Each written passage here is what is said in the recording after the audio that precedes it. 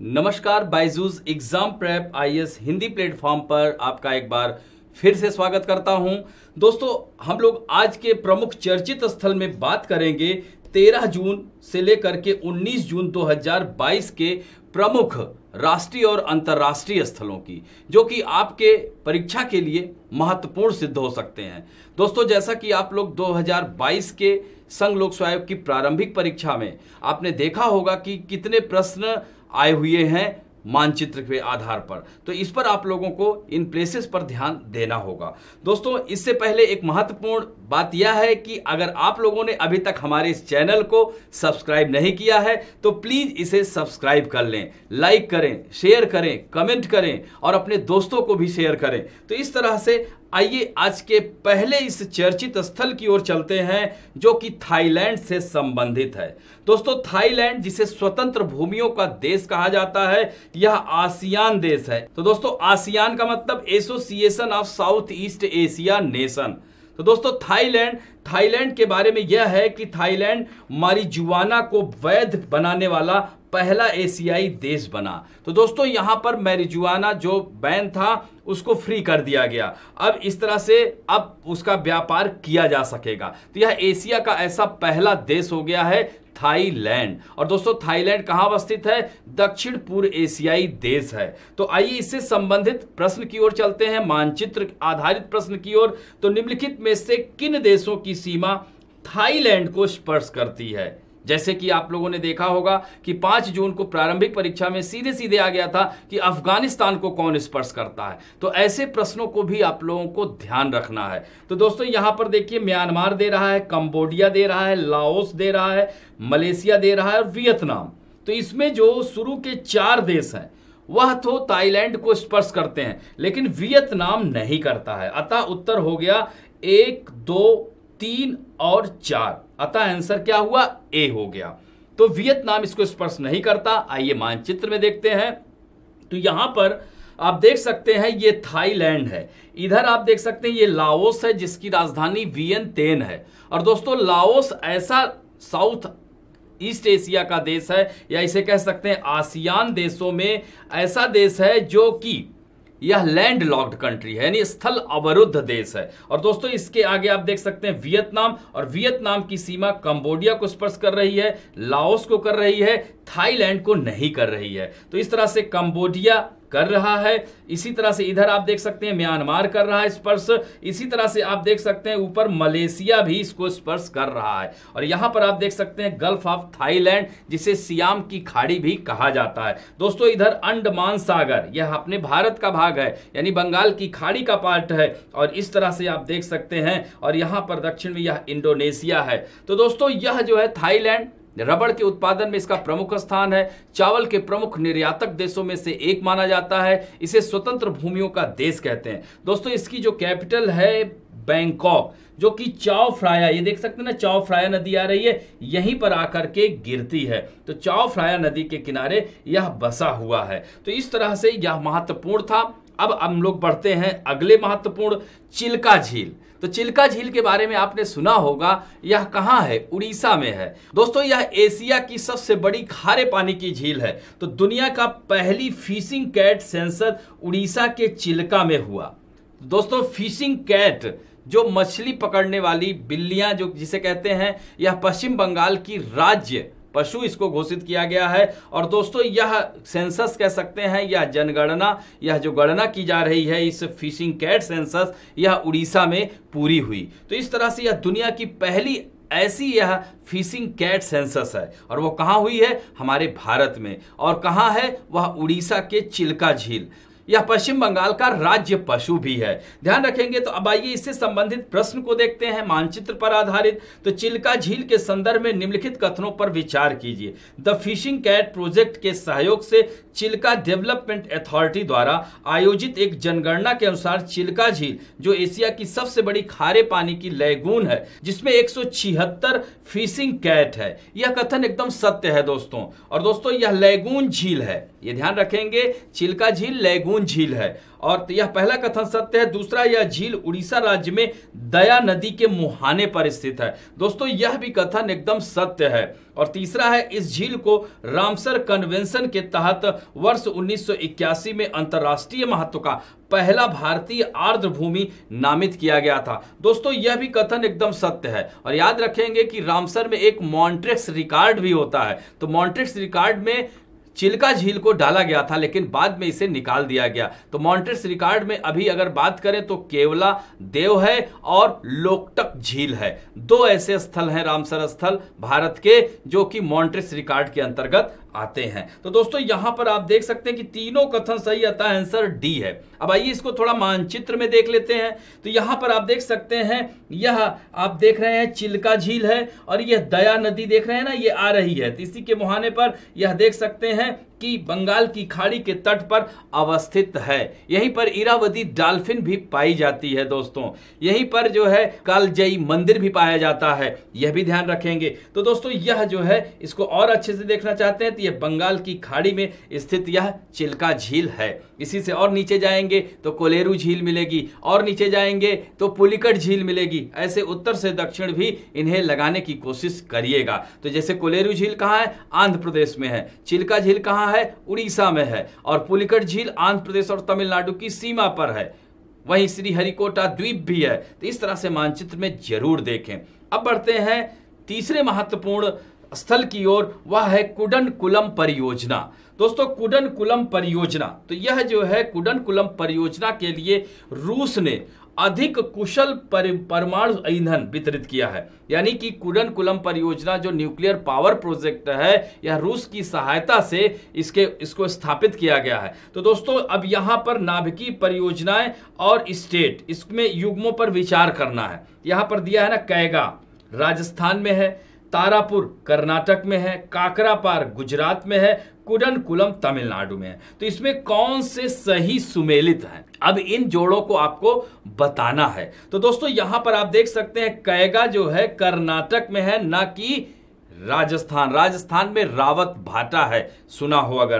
तो इस तरह से तारापुर जो है वह महाराष्ट्र में है, ये ध्यान रखेंगे। तारापुर, नरोरा भी सुना होगा, यह कहां है, उत्तर प्रदेश में है। और दोस्तों काकरापार यह गुजरात में है, एकदम सही है। और इस तरह से कुडनकुलम तमिलनाडु में है। कौन से सुमेलित है, तो तीसरा और चौथा सुमेलित, यानी दो युग्म सुमेलित हैं। तो इसमें उत्तर क्या हो गया, केवल दो युग्म सुमेलित हैं। तो दोस्तों यहां पर आप देख सकते हैं न्यूक्लियर पावर प्लांट, तो यह हमारे देश के न्यूक्लियर पावर प्लांट, यह नरोरा आप देख सकते हैं कहां है, उत्तर प्रदेश में अवस्थित है। फिर यहां पर राजस्थान में रावत भाटा, याद रखिएगा।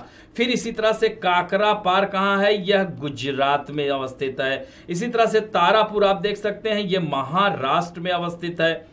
फिर अब नीचे और आएंगे, ये कैगा है, यहीं जैतापुर भी अब छोटे छोटे भी स्थापित किए जा रहे हैं, इसे ध्यान रखेंगे। तो कैगा क्या है, कर्नाटक है, कर्नाटक के से कैगा याद रखेंगे। फिर जो है यहां पर आप देख सकते हैं कुडनकुलम परियोजना, यह जो है आपको देख सकते हैं कि तमिलनाडु में अवस्थित है। तो दोस्तों यह जो है याद रखेंगे न्यूक्लियर पावर प्रोजेक्ट, यानी यह जो न्यूक्लियर ऊर्जा, यानी भारत जो है आने वाले दिनों में, अभी जैसे कि न्यूक्लियर पावर धीरे धीरे विश्व के देशों के साथ भारत न्यूक्लियर डील कर रहा है। भारत विश्व का पहला ऐसा देश था जो कि फ्रांस के साथ इसने न्यूक्लियर डील किया था। फिर उसके बाद और भी देश, रूस है, अमेरिका है, अर्जेंटीना है, इस तरह से इन सब देशों के साथ न्यूक्लियर डील स्थापित किया, जिससे कि न्यूक्लियर पावर प्रोजेक्ट यानी परमाणु ऊर्जा को हम और उत्पादन कर सकें। तो यह महत्वपूर्ण है, इसे ध्यान रखेंगे। और इस तरह से यह नए नए जो और भी पावर प्रोजेक्ट लगाए जा रहे हैं, इनको मानचित्र उत्तर से दक्षिण, दक्षिण से उत्तर, या पश्चिम से पूरब, या किस राज्य में है, इस तरह से प्रश्न आते हैं। तो इन्हें मानचित्र में आप लोग जरूर अंकित करें। और आप लोग क्या करें कि ब्लैंक मैप्स लें, तो ब्लैंक मैप्स में डाल करके इसको ऐसे पॉइंट वाइज लिख करके अगर आप कर देते हैं तो कभी भूलेगा नहीं। अब बढ़ते हैं दोस्तों, महत्वपूर्ण है कि सूरत में हीरा उद्योग। दोस्तों इंडियन डायमंड इंस्टीट्यूट कहां है? तो सूरत में है। और सूरत कहां है? गुजरात में है। गुजरात के प्रमुख शहरों में से एक है। तो दोस्तों यूक्रेन युद्ध से सूरत के हीरा उद्योग पर गहरा असर पड़ा है। तो दोस्तों अब ये देख सकते हैं आप कि ये जो यूक्रेन युद्ध है, रूस और यूक्रेन युद्ध विगत कई महीनों से यह चल रहा है।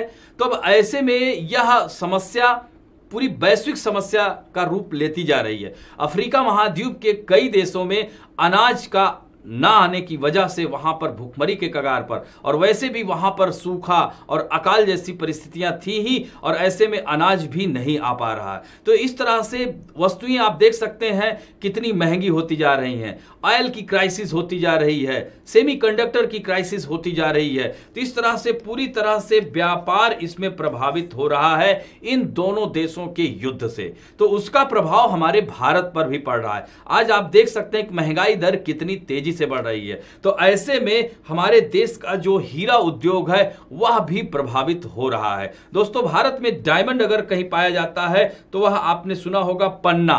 तो हीरा जो है मध्य प्रदेश के पन्ना में सबसे अधिक पाया जाता है। और दोस्तों यह जो है इसी तरह से अफ्रीका महाद्वीप में डायमंड पाया जाता है, रूस में भी डायमंड पाया जाता है, यहां पर आप देख सकते हैं ऑस्ट्रेलिया में भी डायमंड पाया जाता है, कांगो में पाया जाता है, बोत्सवाना में पाया जाता है। तो यह महत्वपूर्ण यह डायमंड के जो उत्पादक देश हैं। दोस्तों अब इसको हम लोग थोड़ा सा प्रश्न देखते हैं। निम्नलिखित कथनों पर विचार कीजिए। भारतीय हीरा संस्थान सूरत में स्थित है, यह कथन एकदम सत्य है। दूसरा है सूरत शहर कच्छ की खाड़ी में स्थित है, यह कथन क्या सही है? अगर आपने मानचित्र देखा होगा तो निश्चित रूप से इसको आप कहेंगे कि यह गलत है, क्योंकि यह कच्छ की खाड़ी नहीं, यह खंभात की खाड़ी में स्थित है। दोस्तों तो दूसरा कथन गलत हो जाता है। तीसरा कथन है सूरत साबरमती के किनारे यानी साबरमती नदी के किनारे अवस्थित है या बसा हुआ है। दोस्तों यह भी गलत है, क्योंकि सूरत जो है तापी नदी या इसे ताप्ती कहा जाता है, ध्यान रखिएगा, उसके किनारे बसा हुआ है। तो यहां पर दूसरा और तीसरा कथन तो असत्य है, सिर्फ केवल एक कथन सही है। अतः आंसर क्या हो गया? केवल एक हो गया। तो आइए इसको मानचित्र में देखते हैं। यहां पर आप देख सकते हैं गल्फ ऑफ कच्छ यानी रन ऑफ कच्छ, कच्छ की खाड़ी कहां? यहां पर है। और यह रन ऑफ कच्छ देख सकते हैं भारत के 15वां यह जैव मंडल आरक्षित क्षेत्र था, इसे भी ध्यान रखेंगे। और दोस्तों यहां पर अभी पहले हम सूरत की बात करते हैं। तो यहां पर आप आइए अपने आप को व्यवस्थित कीजिए, ये सूरत, और यहां पर देख सकते हैं गल्फ ऑफ खंभात यानी खंभात की खाड़ी। यहां पर देख सकते हैं सूरत कहां है? खंभात की खाड़ी के कह सकते हैं यह तटीय क्षेत्र पर बसा हुआ है, और यह खूबसूरत शहर है, साड़ियों के लिए भी जाना जाता है।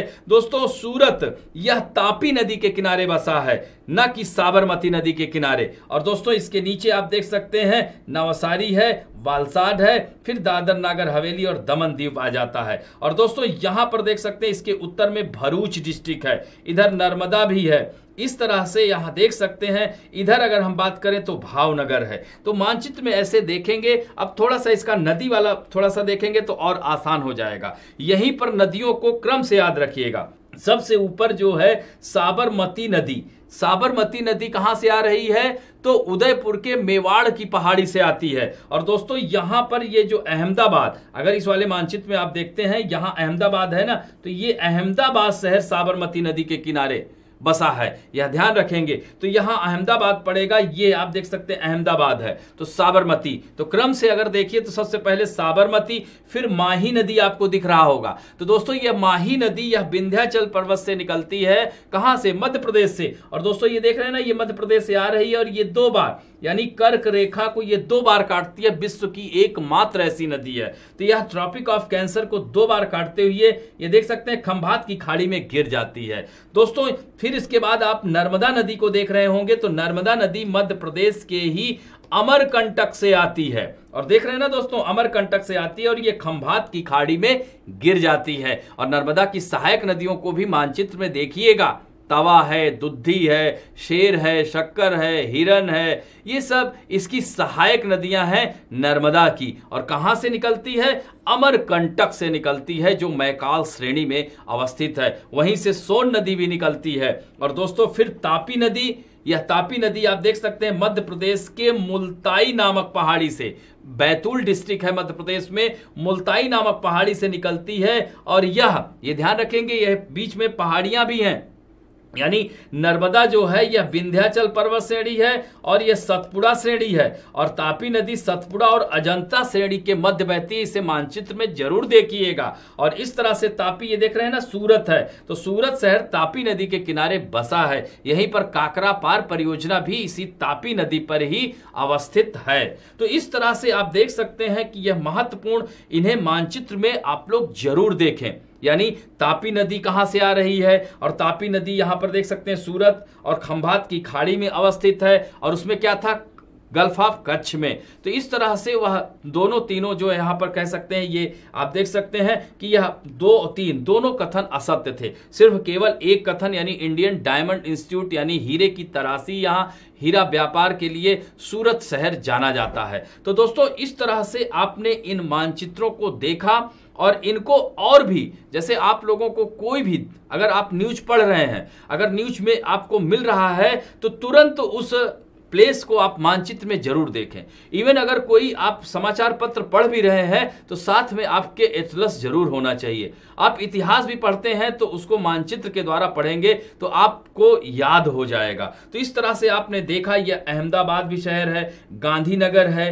साबरकांठा है, बनासकांठा। तो इस तरह यह रन ऑफ कच्छ, तो इन शहरों, कभी कभी यह शहर भी क्या होता है, ईस्ट टू वेस्ट या वेस्ट टू ईस्ट लगाने को नॉर्थ टू साउथ भी इसे ध्यान रखेंगे। यह बहुत ही महत्वपूर्ण है। अब देख सकते हैं खंभात की खाड़ी में कौन कौन सी नदियां गिर रही हैं, तो साबरमती, माही, नर्मदा, ताप्ती, यह बड़ी नदियां हैं। दोस्तों नर्मदा नदी और ताप्ती नदी याद रखना कि यह एस्चुरी का निर्माण करती हैं, न कि डेल्टा का। क्या करती हैं, एस्चुरी का निर्माण करती हैं। और दोस्तों नर्मदा नदी और ताप्ती नदी दोनों भ्रंश घाटी में बहती है, यह भी ध्यान रखिएगा। तो इस तरह से इनको, इनका मानचित्रण करिए, और लगातार आप लोगों को इस तरह से हर हफ्ते हम लोग यह मानचित्र से संबंधित कक्षाएं देते रहेंगे। तो आप लोग देख सकते हैं कि Byju's exam prep IAS Hindi platform आप लोगों के लिए नई नई पहल शुरू करता रहता है। जैसे आप लोग नॉलेज सीरीज देख रहे होंगे, वह आपके आगामी 2023 की प्रारंभिक एवं मुख्य परीक्षा, इसके साथ साथ 2022 की मुख्य परीक्षा के लिए भी वह महत्वपूर्ण सीरीज चल रही है। उसमें भी आप पार्टिसिपेट करें। डेली न्यूज एनालिसिस देखें, डेली क्विज देखें, बिग न्यूज देखें, और प्लेसेस इन न्यूज आपको हर सैटरडे को 3 बजे आपको मिल जाया करेगा। तो इसके लिए आप लोग बेल आइकन जरूर दबाएं, सब्सक्राइब जरूर करें, जिससे कि आपको नई नई क्लासेस, नई नई कक्षाओं का नोटिफिकेशन मिलता रहेगा। तो इस तरह से आप देख सकते हैं। अब यहीं पर आज का यह अंक हम समाप्त करते हैं। आशा करता हूं कि आज का भी यह अंक आप लोगों को अच्छा लगा होगा। यदि अच्छा लगे तो प्लीज लाइक, शेयर, सब्सक्राइब और बेल आइकन दबाना ना भूलें। साथ में कमेंट भी जरूर करें। धन्यवाद।